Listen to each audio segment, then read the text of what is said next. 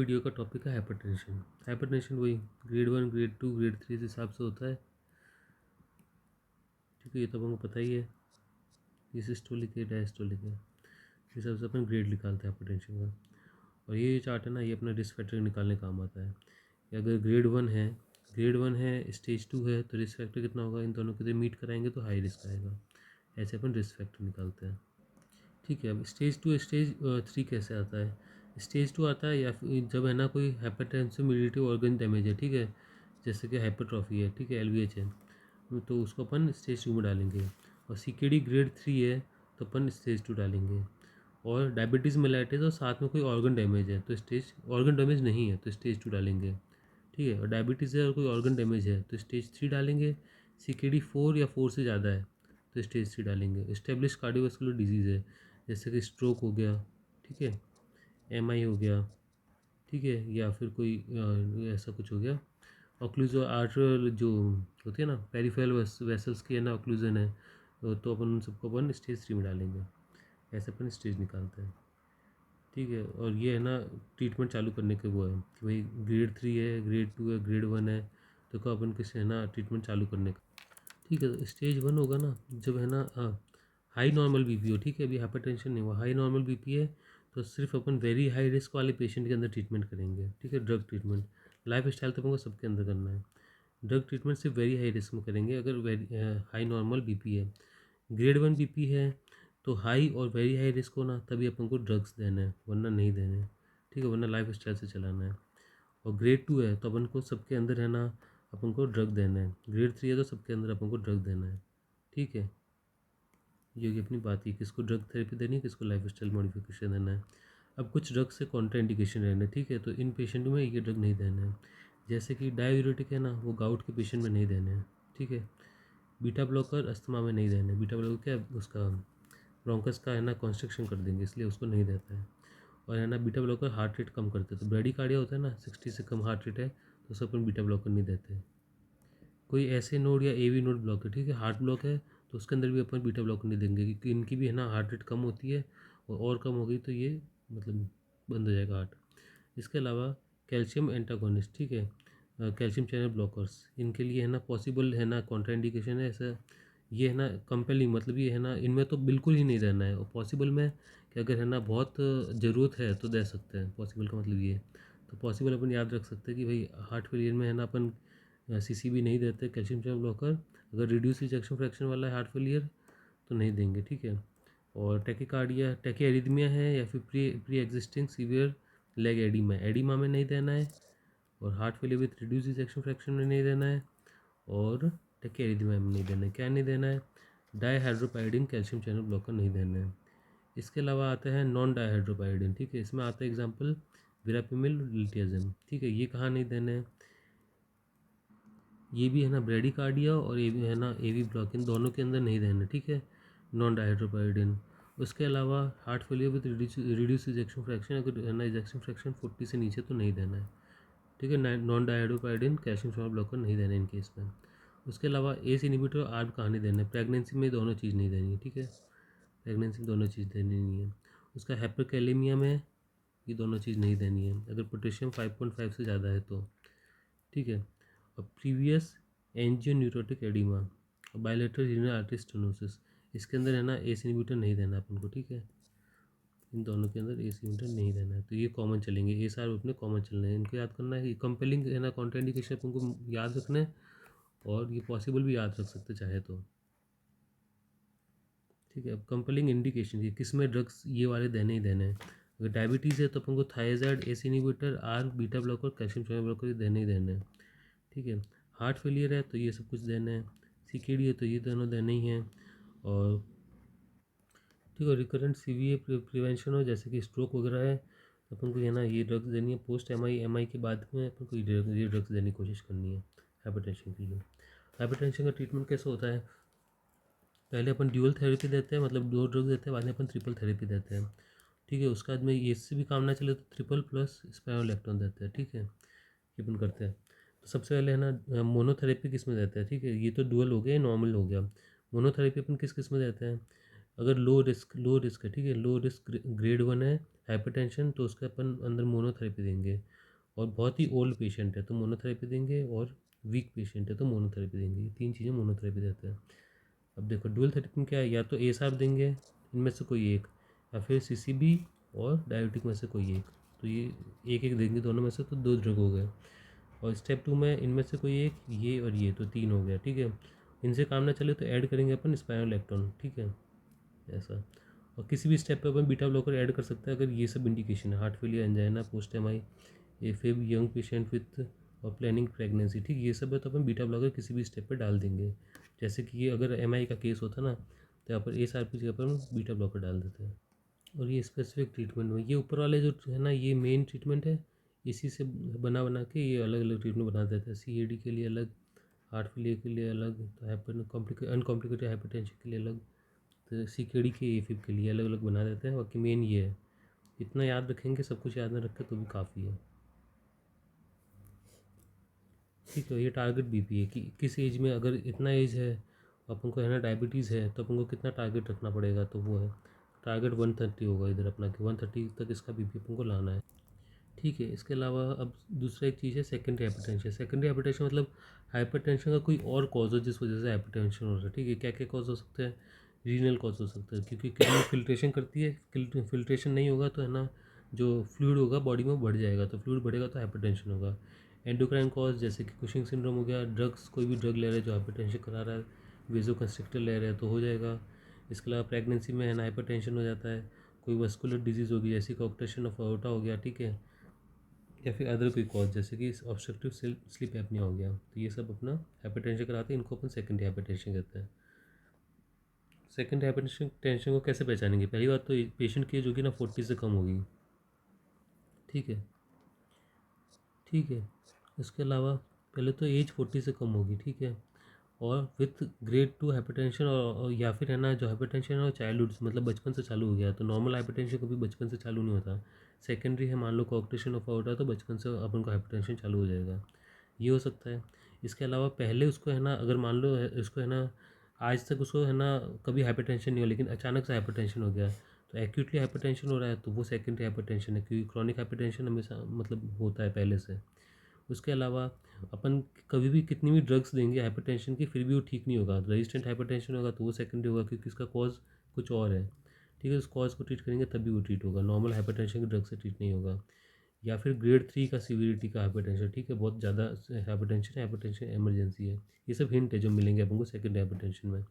या फिर कोई HMOD का कोई केस है। ठीक है, या फिर अपन को कोई बायोकेमिकल जब स्टडी करेंगे ना, तो उसके अंदर अपन एंडोक्राइन के है ना दिक्कतें मिलेगी, जैसे कि फियोक्रोमोसाइटोमा मिल गया, तो उसके अंदर अपन को है ना वो एपिनेफ्रिन वगैरह ज़्यादा मिलेंगे। ठीक है, और VMA वो सब ज़्यादा मिलेगा यूरिन के अंदर। या फिर CKD का कोई बायोकेमिकल स्टडी भी दिखेगा अपन को। ठीक है, ये सब दिखेगा। इसके अलावा ऑब्स्ट्रक्टिव स्लीप एपनी है तो वो होगा, फियोक्रोमोसाइटोमा की हिस्ट्री है तो वो होगा, फैमिली हिस्ट्री है तो वो सब होगा। ये सब मिले तो अपना सेकेंडरी हाइपरटेंशन। ठीक है, <40 याद रखने का, जितना एज से कम होना चाहिए, ये सब चीज़ें भी दिख सकती है। अब एक केस अपना कॉक्टेशन तो अपन इधर देख लेते हैं, तो इसमें अपन क्या दिखेगा, इसमें पहली बात तो है ना ये वाला हाइपरटेंशन हमको चाइल्डहुड या एडोलेसेंस में मिल जाएगा, क्योंकि है ना कॉक्टेशन है ना, ये अगर है ना मान लो कंजेनाइटल है तो है ना इसको बचपन से ही हाइपरटेंशन दिखना चालू हो जाएगा, बचपन में नहीं दिखा तो कम से कम एडोलेसेंस एज में दिखने लग जाएगा, ज़्यादा टाइम नहीं लेगा इसका हाइपरटेंशन। उसके अलावा इसका है ना जो अपर लिम्ब और लोअर लिम्ब की है ना, अपर लिम्ब और लोअर लिम्ब होगा ना, उसके अंदर डिफरेंस होगा BP के अंदर। ठीक है, अपर और लोअर एक्सट्रीमिटी में डिफरेंस होगा, और राइट और लेफ्ट आर्म में भी डिफरेंस हो सकता है। डिफरेंस कितना होगा, 20 या 10, 10 और 20 का, सिस्टोलिक में 20 और डायस्टोलिक में लगभग 10 का इतना का डिफरेंस होगा अपना, या फिर इससे ज़्यादा का डिफरेंस होगा, तो अपन उससे कॉक्टेशन मानेंगे। ठीक है, दोनों लिम्ब के अंदर BP का डिफरेंस है, और रेडियो फिमुलर पल्स का डिले अपन को दिखेगा। ठीक है, इसका अपन बोलेंगे एंकल ब्रेकर इंडेक्स। उसके बाद में इंटरस्केपुलर इजेक्शन मर्मर दिखेगा, इसका जो मर्मर होगा वो इंटरस्केपुलर होगा। ठीक है, स्केपुला के बीच में। और इसका एक्सरे में अपन को रिब नोचिंग दिखेगा, इकोकार्डियोग्राम में अपन इसको देख सकते हैं, कॉक्टेशन को CT में देख सकते हैं, MRI में देख सकते हैं। ठीक है, क्योंकि वेसल्स हैं तो इनकी एंजियोग्राफी में अपन को दिख जाएगा। ठीक है, अब देखो हाइपरटेंसिव अर्जेंसी जो होता है ना, हाइपरटेंसिव टेंसिव क्राइसिस होता है सबसे पहले। ठीक है, एक चीज़ इसमें क्या होता है, equal to more than 180 over 120 BP होता है, तो इसे क्राइसिस बोलते हैं। क्राइसिस दो टाइप के होते हैं, अर्जेंसी, एमरजेंसी, ठीक है। और अर्जेंसी को अपन अनकॉम्प्लिकेटेड भी बोल सकते हैं, अनकंट्रोल भी बोल सकते हैं। एमरजेंसी को अपन कॉम्प्लिकेटेड या फिर कंट्रोल बोल सकते हैं। अर्जेंसी में क्या होता है कि कोई ऑर्गन डैमेज नहीं हो रहा, ठीक है, एंड ऑर्गन डैमेज, जैसे किडनी फेलियर, हाइपरटेंशन की वजह से किडनी डैमेज नहीं हो रहा, क्योंकि है ना, एक ही हो सकता है हाइपरटेंशन से, तो ऐसे एग्जांपल है।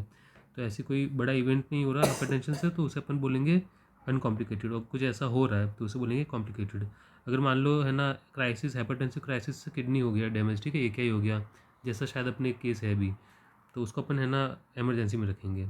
बाकी जो एक ही केस है शायद इमरजेंसी का, बाकी सब है ना अर्जेंसी का केस है। तो अर्जेंसी में मतलब है ना ऐसा ऑर्गन डैमेज नहीं है कोई खास, तो उसका अर्जेंसी का ट्रीटमेंट होता है decrease 25% of BP with in 2 hours, ठीक है, 2 आवर्स में डिक्रीज करना है। और ड्रग्स क्या यूज़ करना है अपन को, कैप्टोप्रिल, सबलिंगुअल कैप्टोप्रिल, ठीक है, सबलिंगुअल कैप्टोप्रिल, डिफेडिपिन या फिर मॉक्सिनिडिन, ठीक है। ये अपन को 25% बीपी कम करना है। उसका टारगेट बीपी अपन को कब लाना है, 24 आवर्स के अंदर, ठीक है, दिन भर में टारगेट बीपी ला देना है। इमरजेंसी में क्या ट्रीटमेंट रहता है कि इमरजेंसी में है ना अपन को डिक्रीज 25% बीपी एसेप, ठीक है, जल्दी से जल्दी करना है। और इसका ड्रग ऑफ चॉइस इसका डिपेंड करेगा कंडीशन ऑफ द पेशेंट, ठीक है, उसके ऊपर डिपेंड करेगा। और टारगेट बीपी गोल भी इसके अंदर 24 आवर्स के अंदर लाना है, इसके अंदर भी सेम, ठीक है। अपन देखते हैं केस नंबर 8। केस नंबर 8 में क्या दिया, टीनेटस वगैरह दिया, और टीनेटस मतलब ईयर में रिंगिंग वगैरह हो रही है, ठीक है। तो ये है ना अपने उसमें आता है क्राइसिस में, जब बहुत ज़्यादा हाइपरटेंशन हो जाता है तो अपन को टीनेटस दिखता है।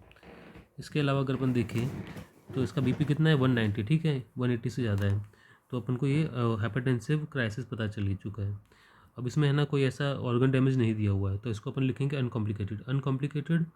और 180 है तो ये है ना अपना ग्रेड 3 हो गया, ठीक है। उसके अलावा इसके अंदर क्या दिया हुआ है, एल दिया हुआ है, एल बोले तो HOCM, ठीक है, HOCM है, इसलिए अपन स्टेज 2 डालेंगे, ठीक है। अगर अपन इधर देखें, ये देखो HOCM अगर होगा तो अपन स्टेज 2 डाल देंगे, तो स्टेज 2 डाल दिया अपन ने। उसके अलावा इसका है ना वो, इसका ग्रेड क्या है, इसका ग्रेड था अपना 3, तो ग्रेड 3 में ग्रेड 3 हो गया और स्टेज 2 हो गया, तो अपन इधर इधर जाएंगे तो इस जगह पे आ जाएंगे, ठीक है, इधर से इधर, इधर से इधर। तो हाई और वेरी हाई में से कुछ भी हो सकता है, ठीक है, अपन को अभी ऐसा पर्टिकुलर पता नहीं फ़िलहाल क्या है, तो अपन हाई और वेरी हाई बोल सकते हैं, ठीक है। और ये अर्जेंसी इसलिए अपन ने हाइपरटेंसिव अर्जेंसी लिख देंगे। और साथ में इसका अगर अपन BMI देखें, BMI 33 दिया हुआ, 33 बोले तो ग्रेड 1, तो अपन है ना इधर लिखेंगे ओबेसिटी ग्रेड 1। 30 से 35 जो इसके बीच में होता है तो उसे अपन ग्रेड 1 बोलते हैं। इसके अलावा LVS दिया हुआ डायग्नोसिस में ये, तो अपन LVS लिख देंगे, तो ये अपना डायग्नोसिस हो गया। और इसमें है ना अर्जेंसी है, तो अर्जेंसी का ट्रीटमेंट क्या होता है कि 25% कम कर दो अपना 2 घंटे में, ठीक है, 25% बीपी कम कर दो 2 आवर्स में, सबलिंगुअल कैप्टोप्रिल दे दो, निफेटिपिन या फिर मॉक्सिनिडिन, और टारगेट बीपी लो 28 आवर्स में। तो मेन तो ये 3 ट्रीटमेंट हो गए। और इसके अलावा क्रॉनिक ट्रीटमेंट के अपन क्या करेंगे, ठीक है, ये तो एक्यूटली अपन ट्रीटमेंट देंगे अपन हाइपरटेंशन का। क्रॉनिक ट्रीटमेंट के लिए अपन क्या देंगे, ये वाला थेरेपी दे देंगे, ठीक है। पहले डुअल थेरेपी देंगे या ट्रिपल थेरेपी देंगे। डुअल में ये आता है, ट्रिपल में ये आता है। नहीं ठीक हुआ, इन सब का मैक्सिमम डोज चले जाएगा, तब भी ठीक नहीं हुआ, तब स्पाइनल इलेक्ट्रॉन डाल देंगे उसमें ट्रीटमेंट में, ठीक है। ये अपना हो गया ट्रीटमेंट केस नंबर 8 का। नेक्स्ट केस है केस नंबर 10, ठीक है। नेक्स्ट केस है केस नंबर 10। इस केस में देखो, इसको है ना discomfort in the left side of the chest, ठीक है, इसको डिस्कम्फर्ट होता है, मतलब पेन हो रहा है, लेकिन इसको एक्सरसाइज से पेन हो रहा है, रेस्ट से जा रहा है, या फिर नाइट्रोग्लिसरीन से जा रहा है, वो सब अपन को डिटेल नहीं दी, तो एक ही चीज़ दी हुई है। तो अपने तीन तीन क्राइटेरिया होते हैं एंजाइना के, उनमें से एक क्राइटेरिया अपन को पता है कि पेन हो रहा है, तो अपन पता नहीं कर सकते, इसे बोलेंगे अदर फॉर्म ऑफ एंजाइना, ठीक है, क्योंकि अपन को पता नहीं किस टाइप का एंजाइना है। और PTP अपन निकाल नहीं सकते इससे, अगर अपन को नहीं पता है PTP और कोई डिटेल नहीं पता अपन को CCS के बारे में, तो अपन PTP क्वेश्चन मार्क लिख सकते हैं, या फिर कोई कमेंट नहीं करना उस चीज़ के ऊपर, तो नहीं बोलेंगे तो भी चलेगा। तो इसको पेन हो रहा है, तो इस हिसाब से अपन ने लिखा coronary artery disease, chronic coronary syndrome, other form of angina, क्योंकि तो सिर्फ पेन है, ठीक है। उसके अलावा इसका अगर हाइपरटेंशन देखिए, इसका है 190, ये भी 180 से ऊपर है, ठीक है। तो अपन ने लिखा अनकंट्रोल, अनकंट्रोल क्योंकि इसके अंदर और कोई ऑर्गन डैमेज नहीं है, तो BP इसका ज़्यादा है, ठीक है, तो स्टेज ग्रेड 3 हो गया। इसके अलावा अगर अपन देखें, ठीक है, इसका ग्रेड 3 हो गया। इसके अलावा इसका जो LDL है ना, लो डेंसिटी लाइपोप्रोटीन, वो कितना है, वो इसका है 5.2। अगर है ना 4.5 से ज़्यादा LDL हो, ठीक है, ठीक है, अगर है ना इसका LDL अगर 4.9 से ज़्यादा होता तो इसे अपन बोलते हैं हाई रिस्क। और अगर है ना LDL 4.9 से ज़्यादा, साथ में डायबिटीज़ मेलाइटिस है, ठीक है, इसको हिस्ट्री डायबिटीज़ मेलाइटिस की, ये दोनों चीज़ अगर साथ में है तो अपन इसको बोलेंगे वेरी हाई रिस्क। तो इसका ग्रेड 3 और वेरी हाई रिस्क है, ठीक है। तो ग्रेड 3 इधर, वेरी हाई रिस्क या तो इधर या इधर, ठीक है। मोस्ट प्रोबेबली मतलब ज़्यादातर इधर, ये हाई टू वेरी हाई है। तो इसको अगर अपन माने तो अपना स्टेज 3 आ जाएगा, ठीक है। ऐसे ऐसे इधर आएंगे तो इधर पहुँच जाएंगे, इधर से इधर आए तो अपना स्टेज 3 हो जाएगा, ठीक है। वो हिसाब से अपन इधर स्टेज 3 करके चल रहे हैं।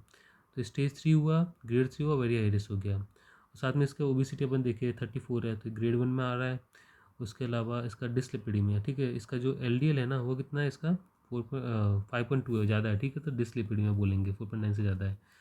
तो ये हो गया अपना डायग्नोसिस। इसका ट्रीटमेंट में वही सेम चीज़ की है ना, अनकंट्रोल है तो अनकंट्रोल का अपन ट्रीटमेंट देंगे कि 20% कम करेंगे 2 घंटे में, बाद में सबलिंगुअल वो देंगे, इसको निफेडिपिन दे देंगे, और बाद में इसका 24 आवर्स में अपन टारगेट BP ला देंगे, ठीक है। इसको डायबिटीज़ है, इसकी एज जो है ना वो 55 है, तो यहाँ आ जाएगा। तो इसका टारगेट BP अपन लगभग है ना 130 करने की कोशिश करेंगे, लेस देन 120 नहीं करना है, लेकिन 120-130 के बीच में इसका टारगेट BP अपन लाने की कोशिश करेंगे इस पेशेंट के अंदर, ठीक है। तो वो अपना ट्रीटमेंट हाइपरटेंशन वाला ट्रीटमेंट कर लेंगे अपन। उसके अलावा इसको CCS है, तो CCS का अपन को ये देंगे एंजाइना के लिए अपन, है ना। इसको बीटा ब्लॉकर ये दे सकते हैं, CC भी दे सकते हैं, ये नहीं दे सकते सेकेंड लाइन अपन ये दे देंगे, ठीक है, रेनालोजिन वगैरह। और इसको प्रिवेंशन के लिए अपन क्या देंगे, एस्पिरिन, स्टेटिन और ACE इनहिबिटर और ARB दे सकते हैं।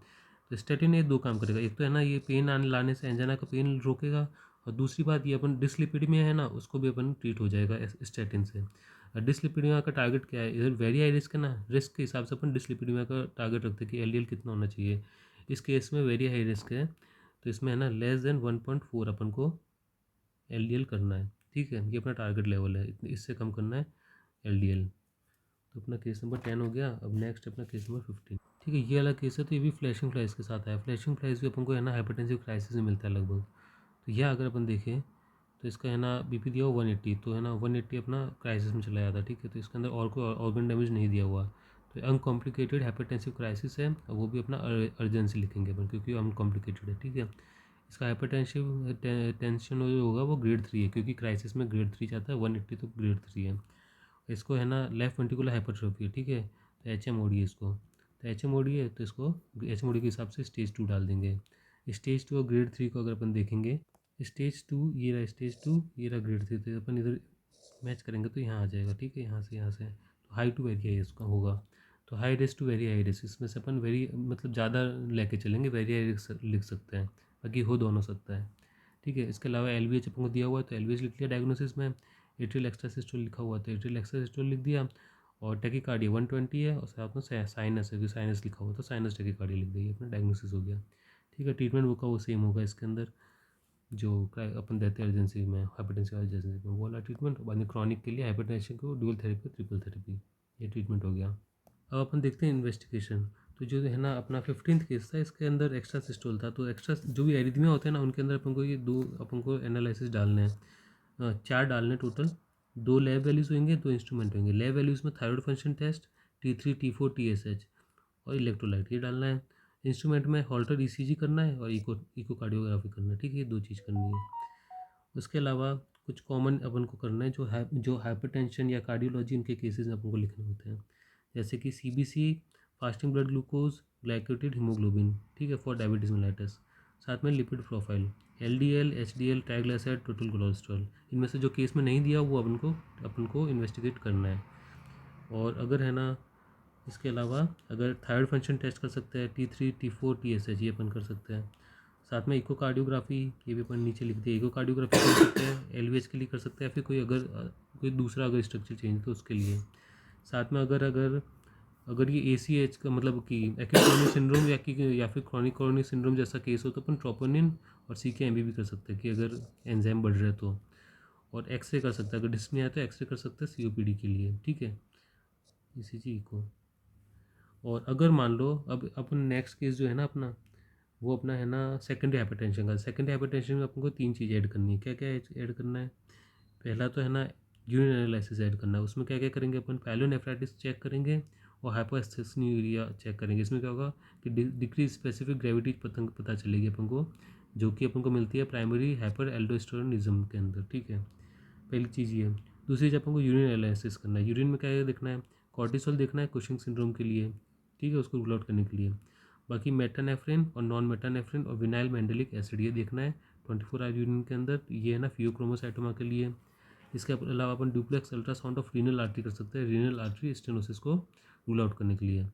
ठीक है, अगला जो अपना केस होगा वो अपना कॉक्टेशन ऑफ अयोर्टा के ऊपर है, तो उसके अंदर ये उनको एक्स्ट्रा इन्वेस्टिगेशन ऐड करनी, जो नहीं दी हुई केस में वो करना है। एक्सरे करेंगे रिब नॉचिंग देखने के लिए, इकोकार्डियोग्राफी, सीटी और एमआर एंजियोग्राफी। तो इसमें एंजियोग्राफी जरूरी है क्योंकि है ना कॉक्टेशन में है ना जो आर्टरी है वो ऐसे दब जा रही है, इसलिए स्टेनोसिस हो रही है इसलिए। तो उसके अंदर ये इन्वेस्टिगेशन जरूरी थी, कॉक्टेशन के अंदर ये ऐड करना है इन्वेस्टिगेशन, बाकी सब कुछ सेम रहेगा। उसके अंदर सेकेंडरी वाला भी करना है क्योंकि वो सेकेंडरी हाइपरटेंशन का केस है, तो उसमें यूरिन एनालिसिस वगैरह भी अपन को ऐड करनी पड़ेगी। अपन नेक्स्ट केस देखें, केस नंबर 14। अब देखो केस नंबर 14 अपना नेक्स्ट, पेशेंट की एज 16 है, इसका बीपी कितना है, इसका बीपी है 170 है। ठीक है, 170 है, मतलब मैक्सिमम बीपी 170 है। 170 बोले तो ये ग्रेड 2 का है। ठीक है, तो सेकेंडरी हाइपरटेंशन के क्राइटेरिया में आ रहा है, ग्रेड 2 का बीपी है पहली बात तो। इसकी एज कितनी है, 40 से कम है। ठीक है, बच्चा है, 16 ईयर ओल्ड है। इसके अलावा इसका है ना ब्रेकियल आर्टरी का बीपी और फेमोरल आर्टरी का बीपी दोनों का अलग है। ठीक है, तो है ना इस दोनों के अलग को अपन देखेंगे। अगर इधर देखो ऑक्टेशन ऑफ अयोर्टा, ठीक है, तो अपर लिम्ब और लोअर लिम्ब के जो है ना बीपी होता है उसका डिफरेंस ऐसे 20 और 10 से ज़्यादा होता है। ठीक है, यहाँ देखो तो 170 है अपर लिम्ब का और लोअर लिम्ब का 120 है, तो अगर माइनस करेंगे तो अपना आएगा 50 आ जाएगा, तो 50 का डिफरेंस है, तो अच्छा खासा डिफरेंस है। ठीक है, तो अपन इसको बोलेंगे कॉक्टेशन ऑफ अयोर्टा का केस है। इसके अलावा अगर अपन क्या देखें, the border of the heart is 2 centimetre outward for, तो इसका बॉर्डर ऑफ हार्ट है ना 2 centimetre outward for the mid clavicular line है। और इस केस में जो सेकंड टोन है ना बढ़ी हुई है, ये है ना सेकंड टोन बढ़ी होने का क्या रीज़न है, इस केस में कॉक्टेशन ऑफ अयोर्टा की वजह से बढ़ी हुई है। ठीक है, ये तो ये कॉक्टेशन ऑफ अयोर्टा हो गया। तो सेकेंडरी हाइपरटेंशन, कॉक्टेशन ऑफ अयोर्टा, और इस सेकेंडरी हाइपरटेंशन अपन को सिर्फ ग्रेड लिखनी है, तो इसका ग्रेड अपन इस ज़्यादा वाले का लिखेंगे जो हार्ट के पास है, ब्रेकियल आर्टरी में जो है वो हार्ट के पास है। ठीक है, तो अपन ग्रेड 3 इधर से लिखेंगे अपन, ग्रेड 3। तो अपना डायग्नोसिस हो गया, और इसके ट्रीटमेंट और इसके इन्वेस्टिगेशन में ये अपन चीज़ें मेनली ऐड करेंगे, एक्सरे रिब नॉचिंग देखने के लिए, इकोकार्डियोग्राफी हार्ट को देखने के लिए, और सीटी एंजियोग्राफी है और सीटी आउटोग्राफी, कुछ भी बोल सकते हैं, दोनों सेम चीज़ है, और एमआर एंजियोग्राफी। ये 4 चीज़ अपन को करनी है, साथ में ये हाइपरटेंशन के जितने भी इन्वेस्टिगेशन होते हैं ये सब अपन लिख सकते हैं इधर। ठीक है, और इसके ट्रीटमेंट में अपन क्या करेंगे। ठीक है, फिर इसके ट्रीटमेंट में, इसका ट्रीटमेंट है ना मेडिकल ट्रीटमेंट नहीं होता है इसका, हमेशा है ना सर्जिकल ट्रीटमेंट होता है। तो अपन स्टेंटिंग एंड सर्जिकल ट्रीटमेंट ये बोल सकते हैं डायरेक्टली, या फिर कुछ चीज़ें याद करना चाहे तो याद कर सकते हैं। बैलून एंजियोप्लास्टी और stent, bypass graft repair, resection with end to end anastomosis, ये चीज़ याद कर लो, या फिर स्टेंट और सर्जिकल ट्रीटमेंट ये बोलेंगे तो भी ठीक है आंसर। ठीक है, तो अपना केस हो गया 14। नेक्स्ट केस है अपना केस नंबर 24। इसके अंदर क्या दिया है, हाइपरटेंशन, ये दवाई ववाई ले रहा था हाइपरटेंशन के लिए। ठीक है, इसका है ना ये दिया 106, इसका वो दिया वेस्ट सर्कमफ्रेंस, इससे अपना विसरल ओबिसिटी आ जाएगा। अगर 90 से ज़्यादा है तो विसरल ओबिसिटी बोलेंगे इसका मेल में। ठीक है, और हाइट और बॉडी वेट इसका दिया हुआ है 30.7। ठीक है, इसका अपन BMI निकालेंगे 30.7 आएगा, तो 30.7 अपना आता है ग्रेड 1 में। ठीक है, क्योंकि 30 से 35 के बीच में अपना ग्रेड 1 आ जाता है, तो ग्रेड 1 हो गया अपना। उसके अलावा ओबिसिटी ग्रेड 1 हो गया, विसरल ओबिसिटी हो गया उसको। बीपी इसका 140 180 है, तो अपना ग्रेड 1 का बीपी हो गया। ठीक है, और साथ में इसका है ना इसका HDL दिया हुआ है 1.2 दिया हुआ है। ठीक है, HDL मेल में अगर 1 से ज़्यादा है ना, 1 से ज़्यादा है तो अपन उसको ज़्यादा HDL मानते हैं कि ज़्यादा HDL है। ठीक है, तो अपन इसको डिसलिपिडीमिया और हाइपर कोलेस्ट्रोलेमिया बोल सकते हैं। तो डिसलिपिडीमिया लिखा, हाइपर कोलेस्ट्रोलेमिया लिखा, क्योंकि HDL 1 से ज़्यादा है। ठीक है, इसलिए मेल में वो भी। और विसरल ओबिसिटी ग्रेड 1 क्योंकि इसका BMI ज़्यादा है 30 से। ठीक है, नहीं ओबिसिटी ग्रेड 1 क्योंकि इसका BMI ज़्यादा है 30 से, विसरल ओबिसिटी क्योंकि इसका वेस्ट सर्कमफ्रेंस ज़्यादा है उस वजह से 90 से। उसके बाद में इसका हाइपरटेंशन ग्रेड 1 क्योंकि इसका BP 140 है। ठीक है, ग्रेड 1 हो गया। इसके अलावा अगर इसमें देखें तो इसमें ना तो इसको कोई HMOD है, ठीक है, ना इसको कोई CKD है, ना इसको डायबिटीज़ है। ठीक है, कोई भी दिक्कत नहीं है, इसको ऑर्गन डैमेज नहीं है, तो एक नॉर्मल सा केस है, तो इसको स्टेज 1 लिखेंगे। ठीक है, स्टेज 1। उसके अलावा अपन स्टेज 1 और ग्रेड 1 देखें, ग्रेड 1। ठीक है, तो अपन इस जगह पे आ जाएंगे, मॉडरेट और हाई रिस्क। ठीक है, मॉडरेट और हाई रिस्क पे आ जाएंगे, नहीं इस पूरे में आ जाएंगे। अब इसमें अपन को है ना रिस्क पता करने है, कितना रिस्क है इस पेशेंट को। नो रिस्क फैक्टर है, 1 और 2 रिस्क फैक्टर है, या 3 रिस्क फैक्टर है। अगर इसको नो रिस्क फैक्टर है, ठीक है, ग्रेड 1 है ना, नो रिस्क फैक्टर है तो लो रिस्क हो जाएगा, 1 और 2 रिस्क फैक्टर तो मॉडरेट हो जाएगा, 3 और मोर है रिस्क फैक्टर तो मॉडरेट टू हाई रिस्क हो जाएगा। ठीक है, इस पेशेंट में क्या क्या रिस्क फैक्टर है, इसको है ना, पहली बात तो इसको एज है ना इसका 45 से ज़्यादा है, ठीक है, एक रिस्क फैक्टर, दूसरा ये मेल है, तीसरा इसको ओबेसिटी है, ठीक है। तो 3 रिस्क फैक्टर तो अपन को दिख ही रहा है, तो 3 अगर अपन करें तो अपन है ना इधर आ जाएंगे मॉडरेट टू हाई रिस्क पे। तो अपन इधर मॉडरेट टू हाई रिस्क लिख सकते हैं, ठीक है। अपन को अभी पता नहीं है क्या है, मॉडरेट या फिर हाई में से कुछ एक होगा इसका रिस्क। और उस रिस्क को निकालने के लिए अपन रिस्क फैक्टर और भी अगर जानना चाहे, वैसे तो अपन को 3 मिल गए, फिर भी और भी जानना चाहे तो अपन अपन स्कोर 2 करते हैं, इसके अंदर अपन को रिस्क मिल जाता है कि और रिस्क अगर है तो उसमें सारे रिस्क लिखे हुए थे लिस्ट में, अपन उस पर टिक मारते हैं कि कितने रिस्क फैक्टर आ गए हैं। तो इसका रिस्क अपन है ना इसका moderate risk to high risk लिख सकते हैं, या फिर अपन और रिस्क फैक्टर पता करने तो अपन स्कोर 2 है ना, ये क्राइटेरिया होता है, इसके अंदर बहुत सारे रिस्क फैक्टर दिए होते हैं, तो ये अपन यूज़ कर सकते हैं, ये सब कुछ कर सकते हैं। इसका हाइपरटेंशन के ट्रीटमेंट के लिए क्या करेंगे, ठीक है। तो ये पेशेंट क्या कर रहा था, ये 2 दवाई ले रहा है, ठीक है।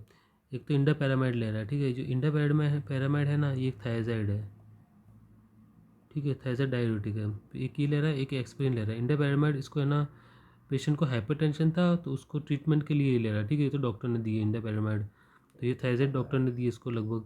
और ही also takes low dose aspirin, aspirin ले रहा है ये। एस्पिरिन क्यों ले रहा है, क्योंकि इसने एक ऐड देखी थी, तो उस ऐड के अंदर एस्पिरिन के बारे में कुछ हो रहा था, एडवर्टाइजमेंट हो रही थी, उसको अच्छी लगी तो एस्पिरिन लेना चालू हो गया। तो हाइपरटेंशन में कोई ऐसे एस्पिरिन देने का कोई ऐसा खास इंडिकेशन है नहीं इसका, तो इसको फिलहाल एस्पिरिन नहीं देंगे अपन, ठीक है। एस्पिरिन इसका बंद कर देंगे कि एस्पिरिन मत लो। और साथ में ये थायजाइड जो है ना, इसको देखो, ये है ना अपना ग्रेड 1 है, और साथ में मॉडरेट टू हाई रिस्क है, ठीक है। मॉडरेट टू हाई रिस्क है इसका, मॉडरेट होगा या फिर हाई रिस्क में से कुछ एक होने वाला है, ग्रेड 1 है, क्योंकि इसके अंदर है ना 2 से 3 रिस्क फैक्टर तो प्रेजेंट है, तो ये लो रिस्क तो नहीं हो सकता। लो रिस्क होता मतलब एक भी रिस्क फैक्टर नहीं है, तो इसका लो रिस्क होता, तो ये मॉडरेट टू हाई रिस्क है। तो यहाँ अपन देखें ग्रेड 1 के अंदर अगर लो टू मॉडरेट रिस्क वाले हैं ना, मॉडरेट रिस्क तो जो है उनको अपन है ना पहले तो लाइफ स्टाइल मॉडिफिकेशन देंगे, और उससे सही नहीं हुआ तो इसको ट्रीटमेंट देंगे। फिलहाल ये सीधे ट्रीटमेंट के ऊपर है ये, तो इसको ड्यूअल थेरेपी अपन दे सकते हैं। और मोनोथेरेपी इसको नहीं देंगे, क्योंकि मोनोथेरेपी है ना सिर्फ ग्रेड 1 के अंदर लो रिस्क वाले जो होते हैं ना उनको मोनोथेरेपी देते हैं। ये लो रिस्क का नहीं पेशेंट है, ये मॉडरेट या हाई रिस्क का है, तो इसको अपन सीधे ड्यूअल थेरेपी देंगे, ठीक है। तो ये डायबिटिक तो ले ही रहा है, साथ में एक कोई ए या आर में से कोई एक ऐड कर देंगे अपन इसके, तो ये हो गया इसका ट्रीटमेंट।